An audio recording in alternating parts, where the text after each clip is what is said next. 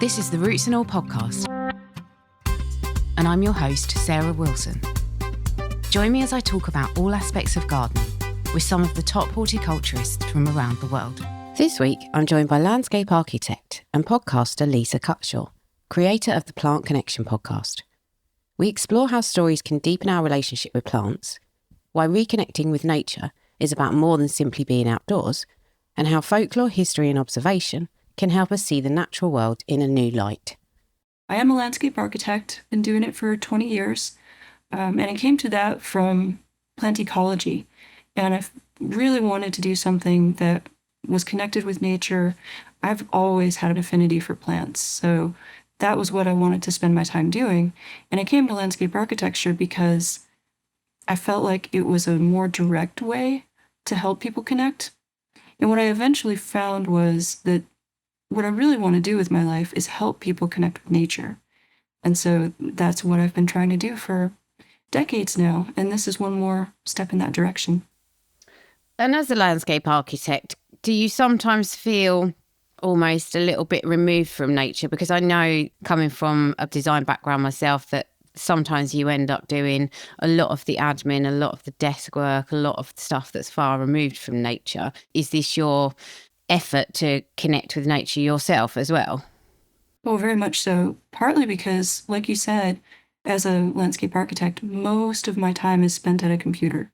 Even if I'm doing the design these days, it's almost all in AutoCAD, and I'm worrying about trying to dig into planning requirements, and am I meeting the law that's going to allow this to get passed so that someone can build what they want to build. And it becomes very much removed from what's the right thing to do in this situation sometimes. And so that's what I'm trying to do for myself as well, is move toward a life and a culture that has the right things in mind, the things that I think are right, which of course other people will disagree. But I feel like there's a reality to nature, a sense of coming back to yourself in nature that we often lose in the corporate world. So what is it actually that you're doing at the moment that's kind of helping you reconnect and helping you help other people reconnect? Right. So with the podcast, I'm trying to do it through storytelling, with the idea that a lot of people are just kind of rushing through their day. They've got a huge schedule and they're fitting everything in, and it's hard sometimes to find time to go out in the woods or into a park or whatever is available wherever someone lives. But it's not always that hard to turn on a podcast if you're already commuting somewhere or having lunch at your desk sometimes, right? Whatever it is that people are trying to do, if they're looking for a way to get a little bit of nature plugged into that, I'm trying to do that with the podcast in a way that's very accessible for people. So it's hopefully not dry. Hopefully it's interesting stories that bring us to plants in a way that we hadn't necessarily thought of before. But for myself, I get out in nature every day, but I'm blessed to live in the Blue Ridge Mountains, where all I have to do is walk out my door and up the hill. So I have it good. I totally get that. And the podcast, I have listened to probably, I think, about half the episodes actually, and it's brilliant. But what I was going to say about podcasting, and I say this as a podcaster and a podcast listener, is sometimes it's like a two-pronged thing. Yes, you can get your nature fix from podcasts. The other thing that I found, though, particularly when I was gardening all day, every day, was that if I had podcasts in, it sometimes, and they weren't always nature podcasts either, they weren't always gardening podcasts, but sometimes it kind of had me at one remove from what I was actually doing. Do you think that's maybe a downside to the podcasting?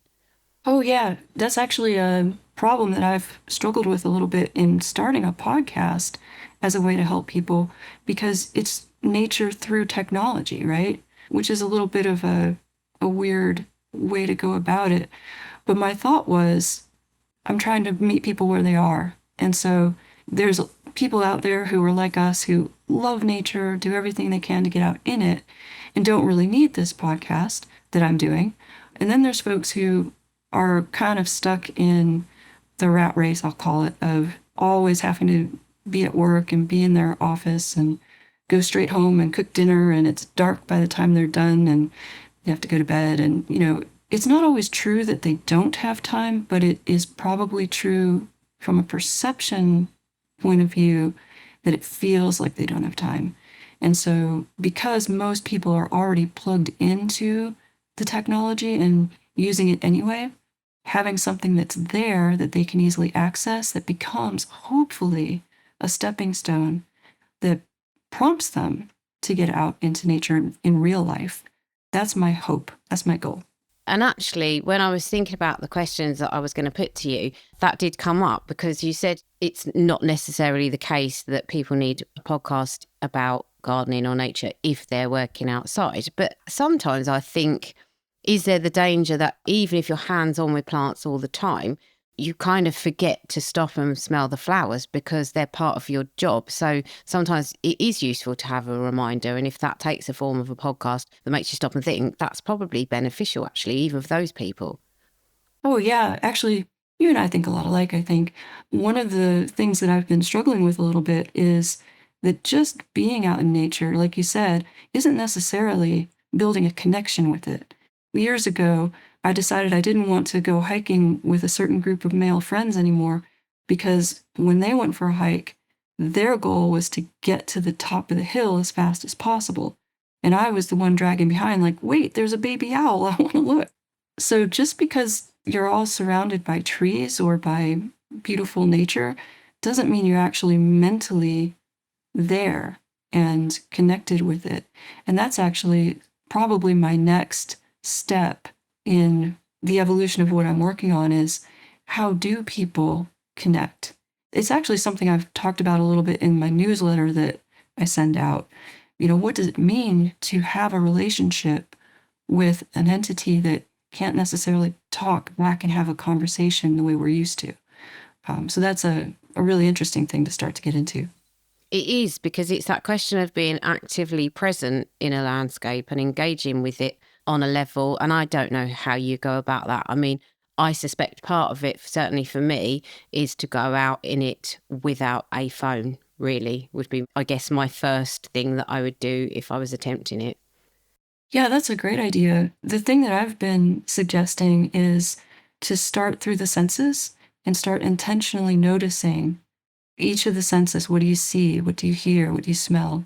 Obviously, don't go tasting plants unless you really know what you're picking, but that's one way to just slow down in the moment and spend a little time with exactly where you are. And the other thing that I thought listening to your podcast was for you, and possibly for people listening as well, if they take an active interest in the plant you're discussing, how useful is it to focus on like the biography of a plant? Has profiling plants in depth helped you connect more? I would say it has. And the interesting thing about it, at least for me, there's two ways that stories help. One of them is it just brings up the history of how other people have interacted with the plant, but it also, there's symbolism often in cultural stories about plants. And so sometimes those relate to, I'll call them archetypes, So for instance, when I did the white pine episode, I didn't know when I started out that white pine trees had been historically used by some Native American tribes as a meeting place for coming up with peace treaties, essentially. And one of them in particular became known as the Tree of Peace. And I feel like that symbolism, even though it's a human construct, we can use that as we're trying to connect, because then, we can make a white pine tree, or any tree really, but if we want to use that symbolism, find a white pine tree and make that our tree of peace. So I think there's ways to use it that storytelling can not just be an entry point, but also a tool that people can use to help feel more connected. Yeah, I guess that, again, it's still a human-centric perspective, but that plant, you've imbued it with some extra layer of significance in your life, which again, I think helps things stick in the memory and helps give them a greater significance in your life, I suppose. Yeah, and that's probably what I would consider one of my weaknesses in this whole thing is that I don't know how to get beyond the human-centric. There's lots of times where I like to sit and kind of meditate with a tree, just kind of sit next to it and meditate. But there is a movement out there, forget what it's called, but basically there are folks who try to speak to the spirit of a tree, and I just don't know how to do it. If I ever figure it out, I'll share. I mean, we've had people on the podcast before who've spoken about using psychedelics in order to connect with plant spirits. So I guess if that's your thing, that's maybe one thing. But otherwise, yeah, I don't know. I'm not the person to kind of comment on meditation because I have a very loud brain. So I struggle with it. But... So how do you pick what plants you're going to delve into? Do they just pop up at you and you go, aha, that's a good one? Well, I've been trying to go seasonally, think about what's kind of most visible in the landscape at any given time. And so far, I am spoiled for choice because there's so many to choose from. Eventually, I'm sure I'll just start going through plants that intrigue me in some way. But I think seasonally is a good way to do it because it's another way if people are trying to get out in nature and they hear a story about a plant that, oh, that's probably blooming right now, or I can go to a botanical garden and see that right now. I figured that was one way to help people kind of get spurred on. Yeah, that's a very good way of looking at it, actually. So you obviously mentioned the white pine, and that was surprising, the kind of peace element of it. When I was listening to your podcast, I was thinking, oh, I had no idea that was a thing. And I've been away and looked stuff up. But can you think of any particular examples where you were really surprised about what you found? Yeah, recently I did an episode on rhododendron, and here in the Blue Ridge Mountains, rhododendron are everywhere. Like I can see one from my window right now. And they're beautiful when they flower, but they're also evergreen, so you always see them year round. And I have cousins who their bees make honey. And that's, for my whole life, I've always known people who have had homemade honey around. And I never knew that if the bees were to feed exclusively on rhododendron trees, that honey would actually be toxic. That was a total surprise to me. And that honey is called mad honey and has been used in historic examples for armies to fight each other. That was crazy. Yeah, that's a good one. I guess every time you look into a plant, you're probably surprised by something that you find. Absolutely.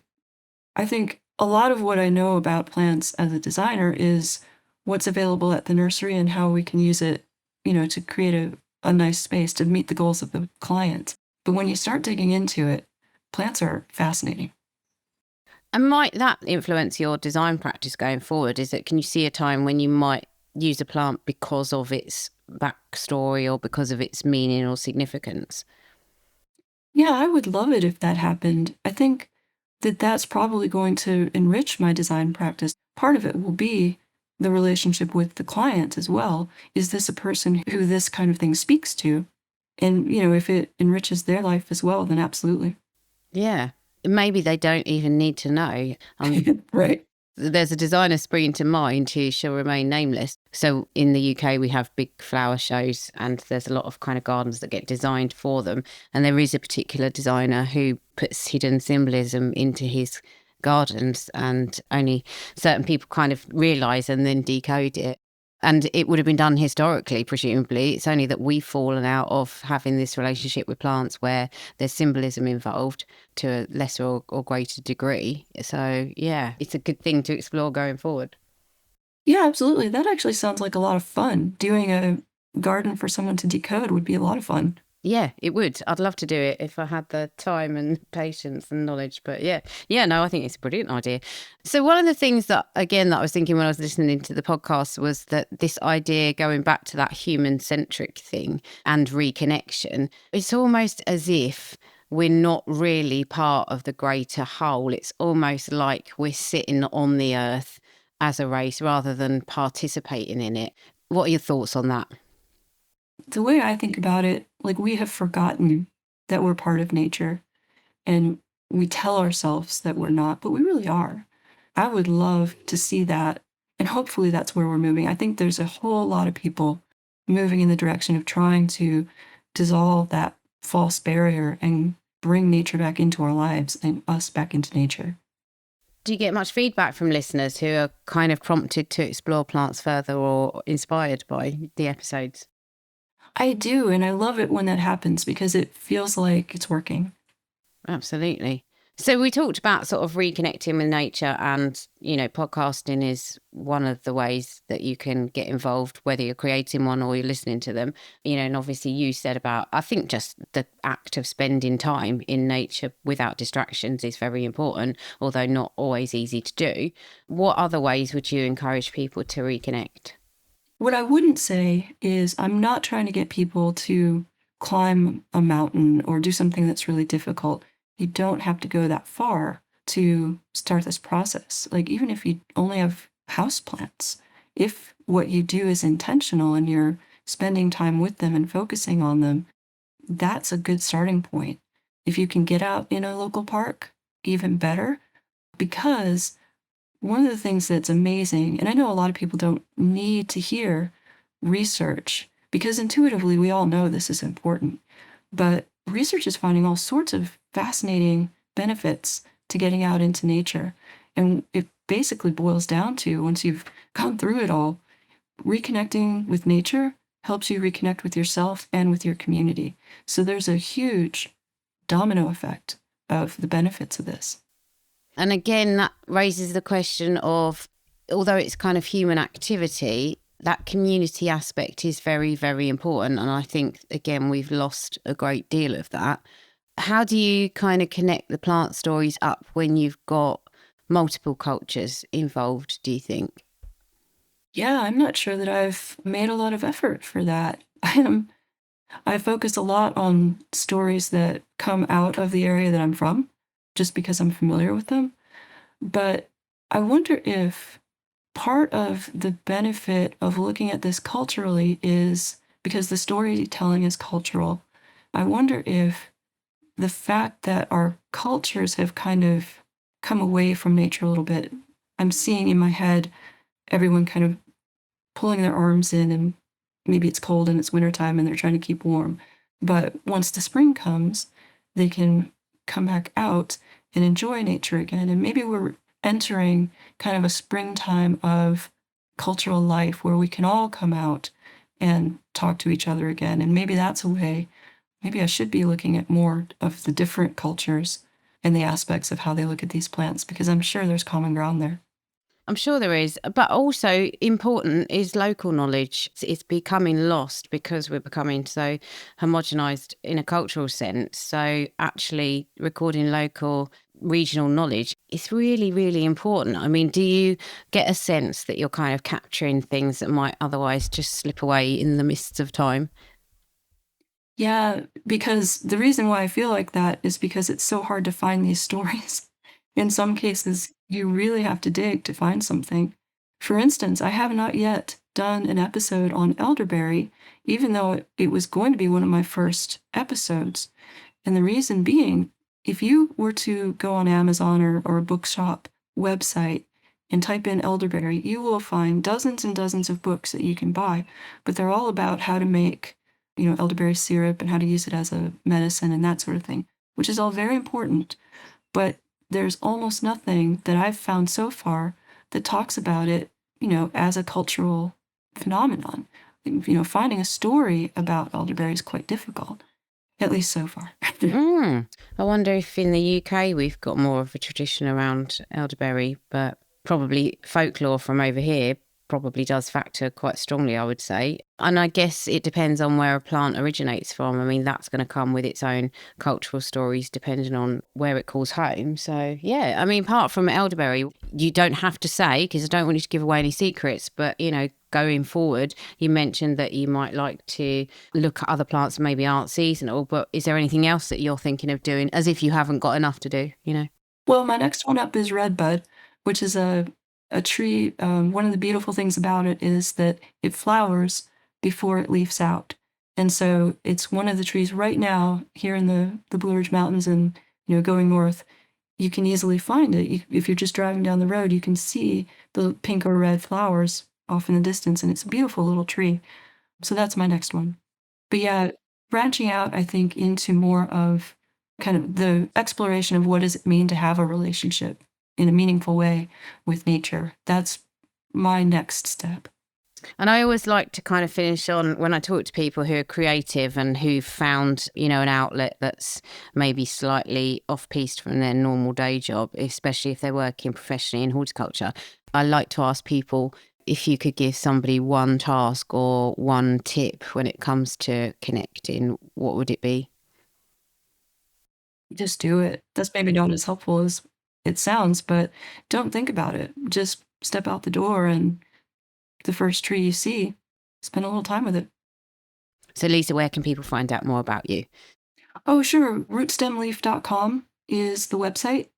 And of course, the podcast is Plant Connection, and it's on all the platforms, so it should be easy to find. Thanks for listening, and thanks to Lisa for an interesting conversation about plants, storytelling, and what it means to build a deeper relationship with the natural world. If today's episode has got you thinking about reconnecting with nature, finding meaning in the landscapes around us, and seeing plants through a different lens, you might also enjoy episode 53, Garden Design for Every Species with John Little, and episode 219, The Wheel of the Year with Rebecca Beattie. You'll find links to both in the show notes, and as always, thank you for listening. Next up is Benny with his insect of the week. The Harlequin ladybird. Scientific name, Harmonia axyridis. This week's insect of the week is a ladybird with a controversial reputation. It arrived into the UK approximately 20 years ago.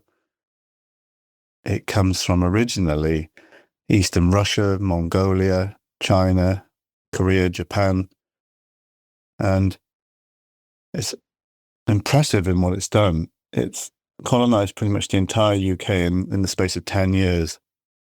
Just to give you context, it took the grey squirrel around 100 years to do the same thing. Insects are fast.